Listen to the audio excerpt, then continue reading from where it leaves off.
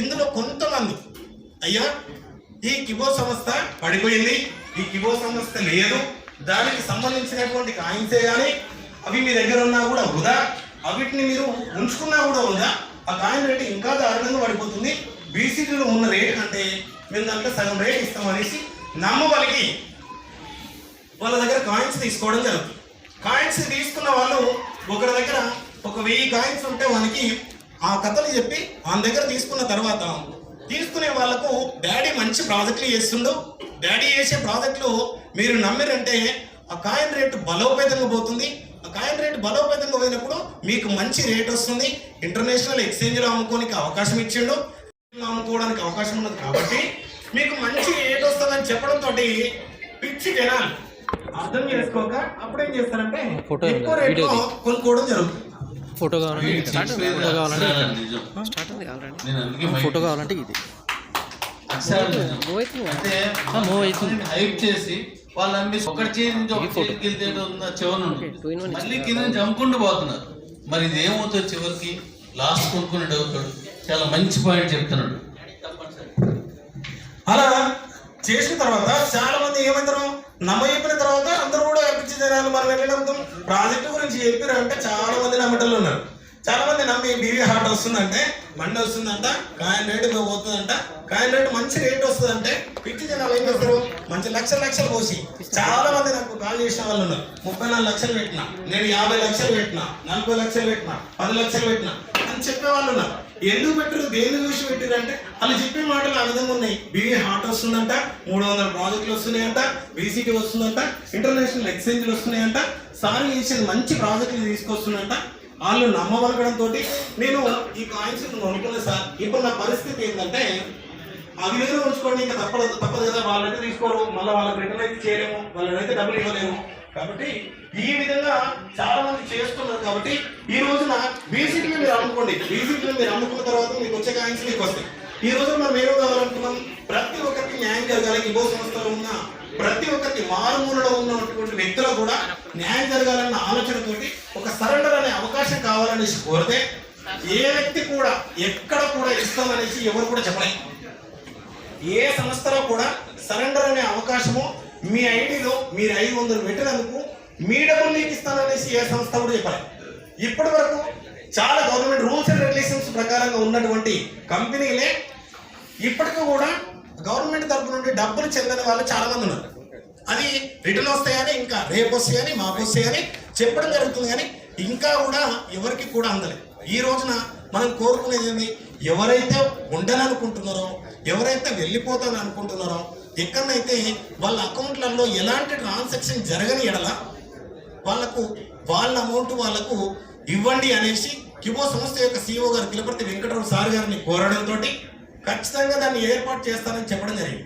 దాంతోపాటు ఉన్నటువంటి ఏదైతే సమస్యలు ఉన్నాయో ప్రతి ఒక్క సమస్యను కూడా అన్నింటినీ కూడా తీసివేసి ముందు చేసేటటువంటి ప్రాజెక్టులలో ఎన్నో ప్రాజెక్టులు అనేసి ముంగట పెట్టుకుంటే బాగుండదు. కాబట్టి ఒక్క ప్రాజెక్ట్ మీద ఇప్పుడు మైనిడ్ కానీ అండ్ బీసీటీ కానీ ఇంటర్నేషనల్ ఎక్స్చేంజ్లలో 4 ఎక్స్చేంజ్లలో ఉన్నది. అండ్ 4 ఎక్స్చేంజ్లు BitMart, LBank and PancakeSwap and CoinBX. ఈ 4 ఎక్స్చేంజ్లలో ఉంది. ప్యాన్కేస్వాప్ మనకు ట్రస్ట్ వ్యాలెట్ ఉంటుంది. 3 అయితే ఎక్స్చేంజ్లు. ఒకటి ఇప్పుడు దీని తారుగా ఉపయోగం ఏంటంటే మనందరికీ తెలుసు పెట్రోల్, డీజిల్ ఎన్నాళ్ళు వస్తాయి డాడీ? ఇది భూమి మీద ఉన్న పెట్రోల్ ఎన్నాళ్ళు వస్తుంది? కొన్నాళ్ళు అయితే అయిపోద్ది, భూమి మీద ఉండదు. డీజిల్ వగైరాలు అన్నీ కూడా ఇంకిపోతున్నాయి. ఆ తర్వాత మళ్ళీ మనకి పవర్ ఎలా అనే దాని మీద ప్రపంచం మొత్తం ఎదురు చూస్తుంది. జాగ్రత్త వినండి డాడీస్, ప్రపంచం మొత్తం పవర్ మనకి ఎలా వస్తుంది అనే దాని మీద ఎదురు చూస్తుంది. దానికి కొన్ని సోర్సెస్ ఏంటి? డీజిల్, పెట్రోల్ అనే దాన్ని బండి నడవడానికి. మరి పవర్ సంబంధించి జల విద్యుత్ ఉంటుంది, అది మీ అందరూ తెలుసు. నెక్స్ట్ గాలితో చేస్తారంటే ఈ వాయు విద్యుత్. దాని తర్వాత నీటితో, అది నీటితో అయిపోయింది. సోలార్, ఇలా కొన్ని ఉన్నాయి. ఇవన్నీ కూడా వర్షాకాలం అయిపోయినా డ్యాంలో నీళ్ళు అయిపోయినా జల విద్యుత్ వస్తుందా? మాట్లాడవచ్చు, ఫ్రీగా మాట్లాడండి. ఇక్కడ మన గొంతుకి ఎవ్వరు మార్కులు వేయరు. దానికోసం మీరు సిగ్గుపడి మెల్లిగా మాట్లాడాల్సిన అవసరం లేదు. మన కుటుంబం మనం ఎలా మాట్లాడుకునే పర్లేదు. నీళ్ళు అయిపోతే కరెంట్ రాదు కదా. సోలారు ఎండ కాస్తేనే వస్తుంది, చీడ పడితే రాదు, మబ్బు పడితే రాదు, కూల్గా అయిపోతే రాదు, దానికి హీట్ కావాలి.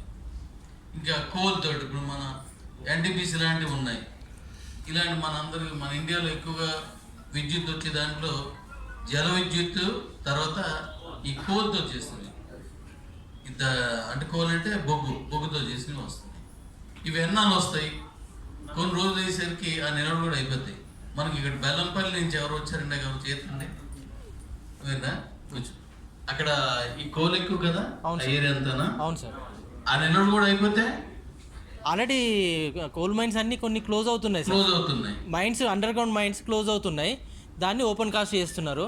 ఓపెన్ కాస్ట్ కూడా బొగ్గంతా అయిపోయిన తర్వాత వీటిని మట్టితోటి కూడిపేస్తారు, లేకపోతే అట్లను వదిలేస్తారు. అంత మట్టితో ఇబ్బందుల్లో ఉన్నది, నష్టాలు ఉన్నది.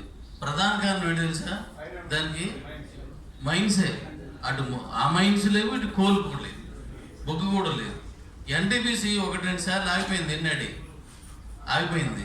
ఎందుకు ఆగిపోయిందంటే దానికి ఆ కోల్ లేకపోవడం వల్ల. డాడీ చెప్పారు అవును. అంటే అది ఆగిపోద్ది అనమాట. అయితే దీని అంతటికీ ప్రత్యామ్నాయంగా ఏదైనా మంచిది ఉండాలా వద్దా? ఉండాలి సార్.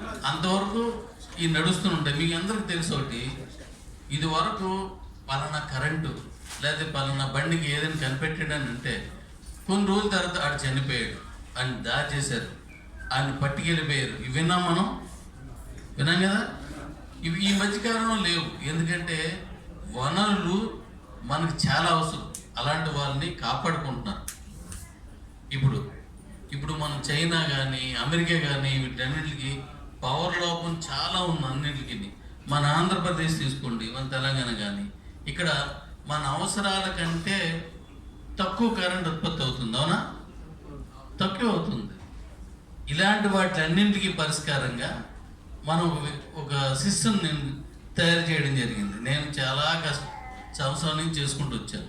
ఒక రకంగా నాకు ఈ పెరాలసిస్ స్ట్రోక్ రావడానికి మన కిబో ఎంత కారణం, అంతకంటే ఎక్కువ నాకు ఈ పవర్ కోసం నిరంతరం అలా కనిపెట్టుకుంటూ దాని గురించి అలా చేసుకుంటూ ఉండడం వల్లే నాకు ఎక్కువగా ఈ ప్రాబ్లం వచ్చింది. మైండ్తో పైన కదా అది. మీకు ఏది పెట్టకుండా దాని అంతటదే కరెంట్ రావడం అంటే సాధ్యమేనా? మీరు ఎక్కడి నుంచి చూసారు దాని అంతటదే కరెంట్ రావడం? ఉండదు.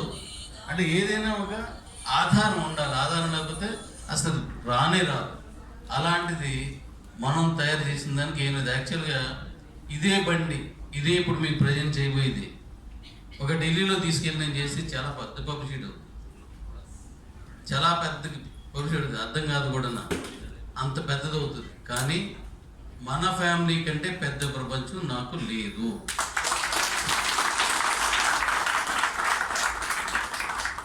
అందుకోసమే మీ ముందు నేను ప్రదర్శించిన తర్వాతనే ప్రపంచానికి మనం చూపింది. నువ్వు అది పెట్టేసి ఉంచమ్మా, మీరు సైడ్కి రండి, మీరు సైడ్కి రావాలా. ఇక్కడ ఎవరైనా ఎన్ని బలం ఉన్నారా? ఇద్దరు లేడీస్ రండి, ఎవరొకరు ఇద్దరు రండి, ఎవరో రండి. మన మగలు వచ్చిన పర్లేదు, లేడీస్ అయితే బాగుంటుందని అంతే. రండి, జాగ్రత్త పట్టుకోండి. అవి ఇక్కడికి వచ్చి ఇది కొంతమంది చూశారు, ఇది మిగతా వాళ్ళు ఎవరు చూడలేదు. మధు నువ్వు చూడలేదు, అరుణ్ నాయుడు చూశాడు, ఇందులో కొంతమంది డ్రైవ్ చేసిన చూశాడు, ఆడ చూశారు, కలకట్ట ఆయన చూశాడు. అమ్మ అలా పట్టుకుంటారా? కింద పైకి మామూలు కరెంటే చాక్ కొట్టేస్తుంది, మళ్ళీ అందులో చంపేస్తుంది కూడా మనిషి. మీరు మామూలుగా ఏదో ఈసీ కరెంట్గా అనుకుంటారు, ఏసీ పవర్ అయితే డైరీ ఉన్నోడు పట్టుకోండి. 100 volts బల్బ్, మన ఇంట్లో బండి వస్తుంది, మీ ఇంట్లో ఫ్రిడ్జ్లు, ఏసీలు, మిక్సర్లు మొత్తం అన్నీ పనిచేస్తాయి క్లియర్గా. చూడండి, అది లూజ్ అయింది, అది లూజ్ అయింది, వైర్ లూజ్ అయింది.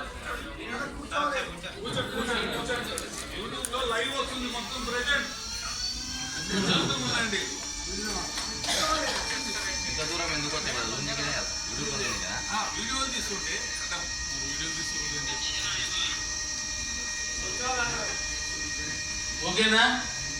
లేదు ఎవరైనా మీకు నమ్మను అంటే పట్టుకోవచ్చు. ఆకాశ ఉంది మామూలు కరెంట్ మీరు ఇంట్లో వాడేసుకోవచ్చు. ఏం అవసరం, ఏం అవసరం.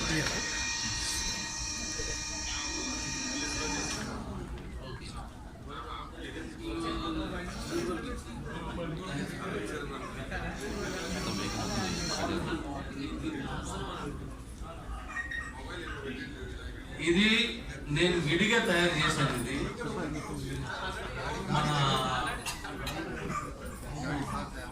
వీడియో తీసుకున్నా, మీరు ఏదైతే పెట్టమంటే అది పెట్టేసి మీరు ఇంట్లో పెట్టుకొని ఆన్ చేస్తే వీళ్ళందరికీ వచ్చేస్తుంది. మీరు బండి పెట్టాల్సి లేదు, బండి ఏం పెట్టాల్సి లేదు.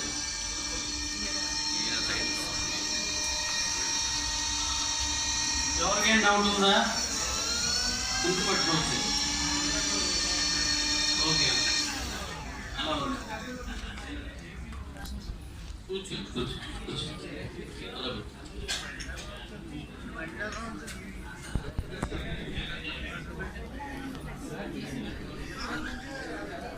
అలా ఉంచి